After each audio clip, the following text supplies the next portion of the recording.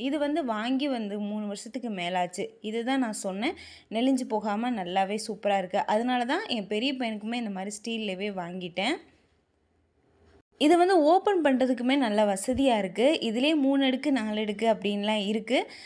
இந்த பெரிய tiffin box பார்த்தீங்கன்னா, கொஞ்சம் ஸ்கொயர் ஷேப்ல இருந்துச்சு கொஞ்சம் டிஃப்ரெண்ட்டா. அதனால அதையும் வந்து பார்த்து வாங்கியாச்சு.